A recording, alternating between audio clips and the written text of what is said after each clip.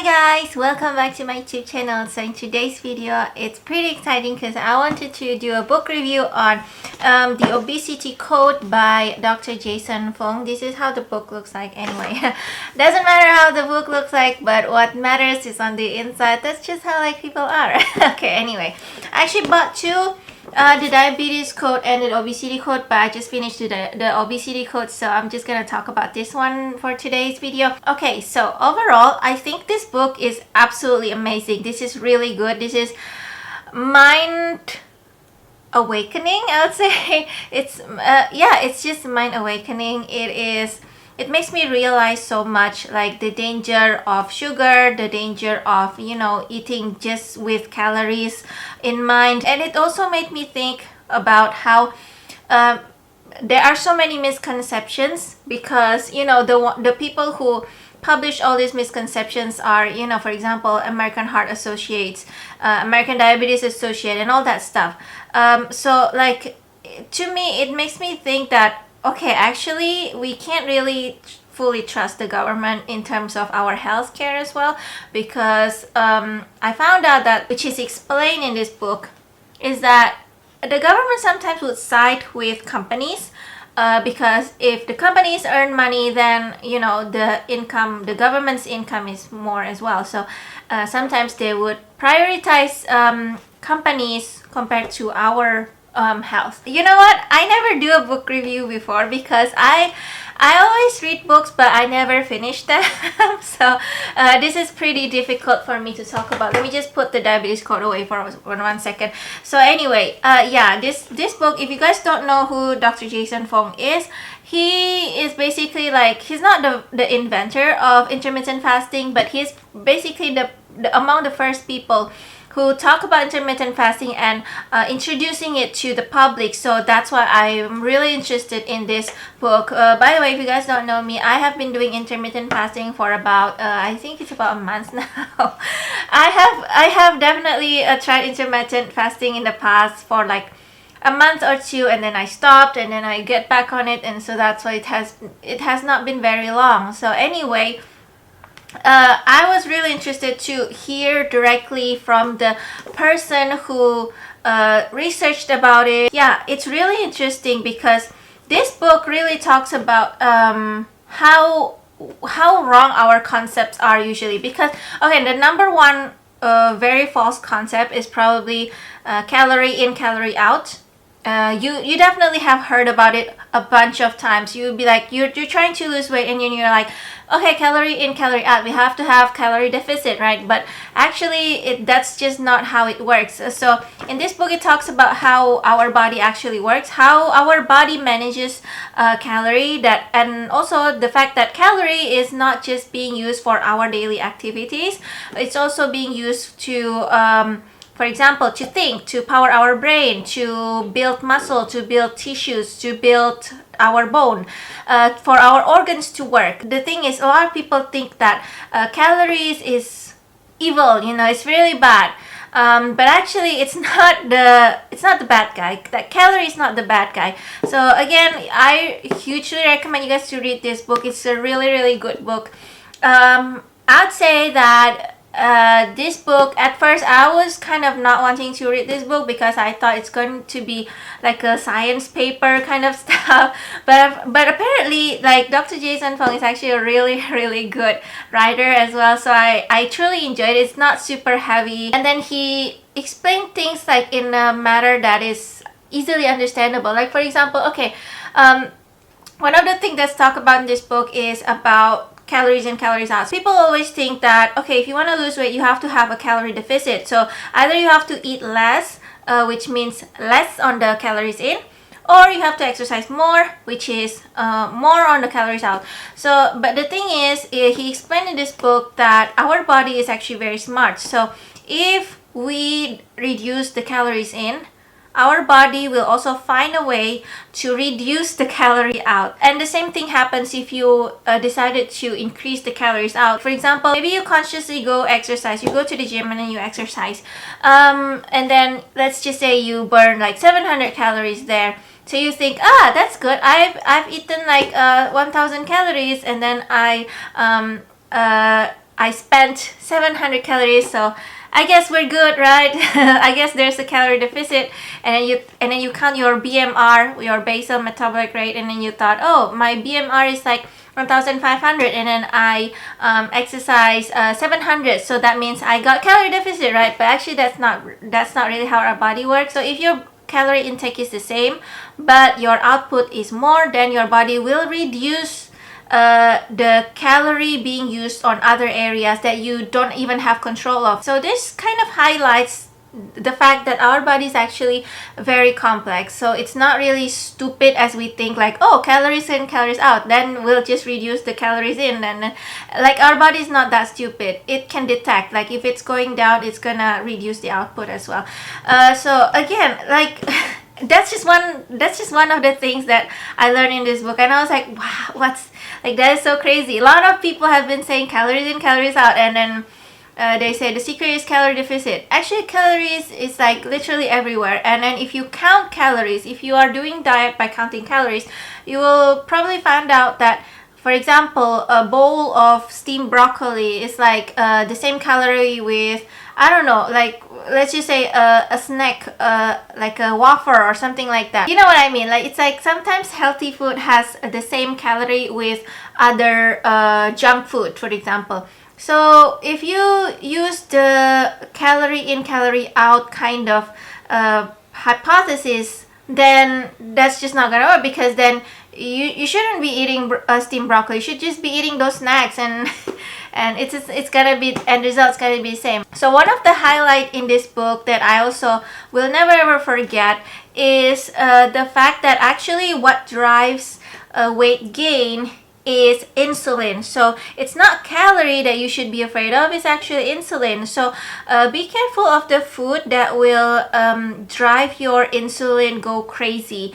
You know what I mean? Because actually all foods, all drinks except water, unsweetened tea and unsweetened coffee, they will cause insulin spike.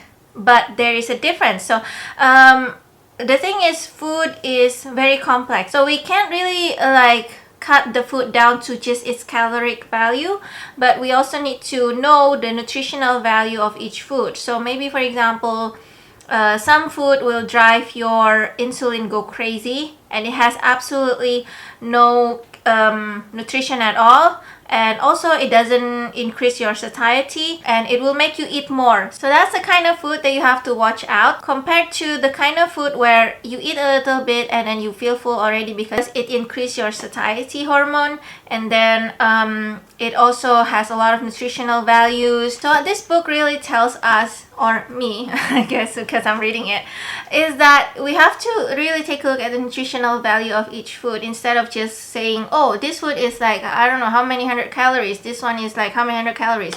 No, it's not like that. For example, if you eat a bowl of steamed broccoli, yes, it will cause your insulin to spike as well, but not super crazy. 1. 2, it will not cause addiction. And 3, you will be full faster and with lesser food. So that's why they say that if you eat steamed broccoli, that's a lot better compared to if you eat, let's just say, a bowl of cereal, a bowl of like really sweet cereal. Like, you know what, guys, if I want to share all the information, all the lessons that I learned from this book, it will be a very long video, because I read this book and I'm like, oh my god, how is it possible that we are all full? You know, we've been full so far. Like, we always think breakfast is the most important part, calories in, calories out, and they say that if you're fat, then it's your fault because you're the one who choose to eat a lot. But again, another thing that's talked about in this book, oh my god, there's just so many things, is that actually eating is not really a conscious thing.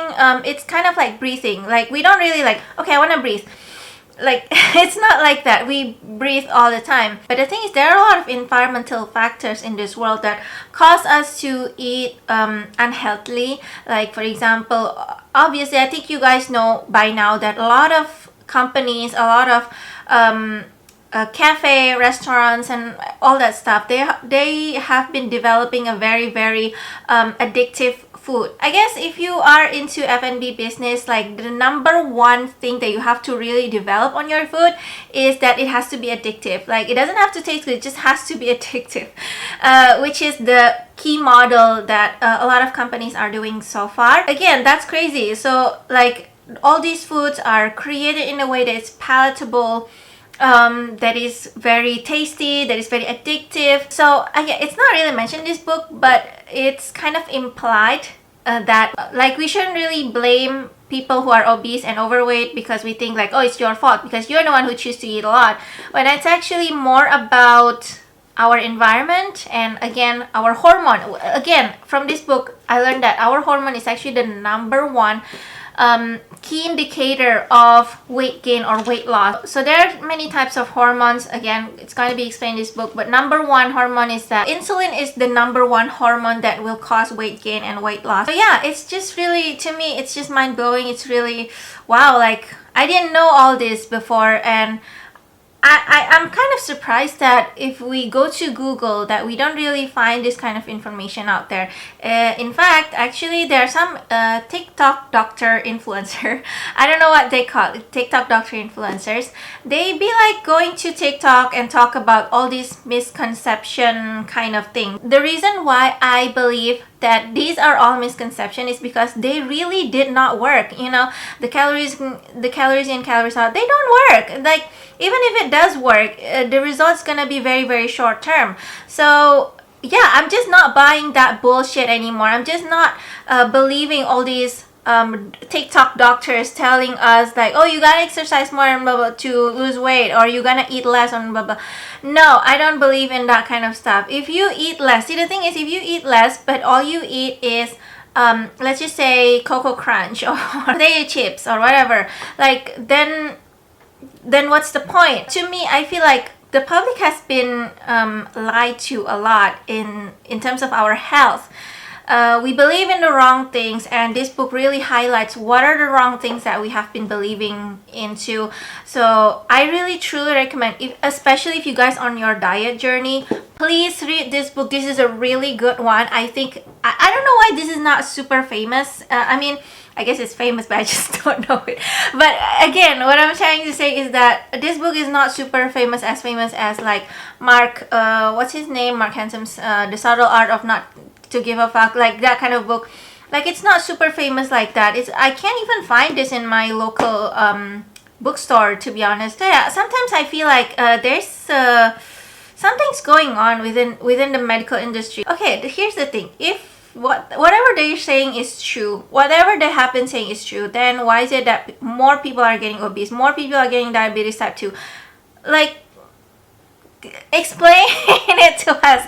It doesn't make any sense. But whatever, let's just go back to the review. Again, if I need to give a score to this book, I would say, oh my god, like 5 out of 5, 10 out of 10, perfect, just absolutely perfect. It's not too heavy. He explained it in a way that is very understandable to layman like me.